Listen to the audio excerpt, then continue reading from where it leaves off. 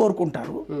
మిగతా సెక్షన్ ఏమంటారంటే ఇట్లాగా ఇవ్వడం వల్ల వాళ్ళందరూ అంతా చదువుకున్న వాళ్ళు అయితే అందరూ హైదరాబాదు సాఫ్ట్వేరు హైటెక్ సిటీలు బెంగళూరులు చెన్నైలు అంటే ఇక్కడ మన ఇంటి దగ్గర పనిచేయడానికి కూలోడు ఎట్టా దొరుకుతాడు, పని మనిషి ఎట్టా దొరుకుతుంది, హౌస్ కీపింగ్ స్టాఫ్ ఎట్టా దొరుకుతారు.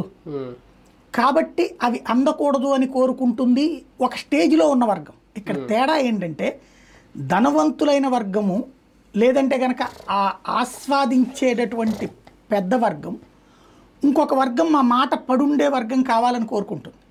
ఈ రెండింటి మధ్యన గ్యాపే సొసైటీ. ఈ పాలసీలు కూడా అదే. ఇప్పుడు చంద్రబాబు ఫార్ములా జగన్ ఫార్ములాకి తేడా ఏంటంటే ఈ జగన్ కానీ రాజశేఖర రెడ్డి కానీ పేదవాడు అన్న దృక్పథంలో చూస్తారు, వీళ్ళు పేదవాడు కూడా ఉండాలన్న దృక్పథంలో చూస్తారు.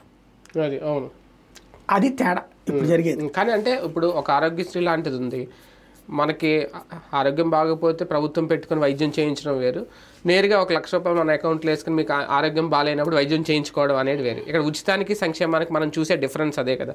ఇక్కడ వెంకయ్య నాయుడు గారు కూడా చెప్పింది విద్యా విషయంలో ఉచితాలు ఇచ్చినా పర్లేదు, ఇలాంటి ఇచ్చినా పర్లేదు, మిగిలిన విషయాల్లో నేరుగా డబ్బులు ఇచ్చేది ఏదైతే ఉందో దాన్ని ఇప్పుడు కట్టడి చేస్తారని. ఎందుకంటున్నారంటే 1500 ఒకటి ఉంది రేపొద్దు నుంచి, మరి అది ఎప్పుడనేది ఇంకా స్టార్ట్ అవ్వలేదు. సూపర్ 6లో 1500 లేదంటే 59 ఏళ్ళ వరకు బీసీలకి ఇస్తానన్న పెన్షన్ కానీ 4000 రూపాయలు అది తగ్గించడం 50 ఏళ్ళకి. ఇట్లాంటి ఉచితాల్లోకి రావా, దాన్ని కట్టడి చేయాలని చెప్తున్నారా? ఎందుకంటే మన ప్రభుత్వానికి కూడా అది కొంచెం ఇబ్బందిగానే ఉంది కాబట్టి ఇంకా మాట్లాడలేదు కాబట్టి సూపర్ 6 ఆ 6 కొట్రా. ఎలక్షన్ ముందు చెప్పు ఉండాల్సింది ఆయన ఆ మొక్క, ఈ పథకాలు ఏంది సూపర్ 6 ఏంటని, ఉచితాలు ఎందుకు డబ్బులు ఎందుకు ఇవ్వడం నేరుగా.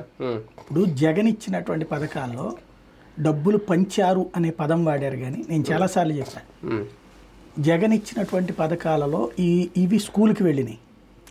ఇంకోటి వాళ్ళకి ఇచ్చినటువంటి అచ్చేయూత వీటితో 15,000లో 2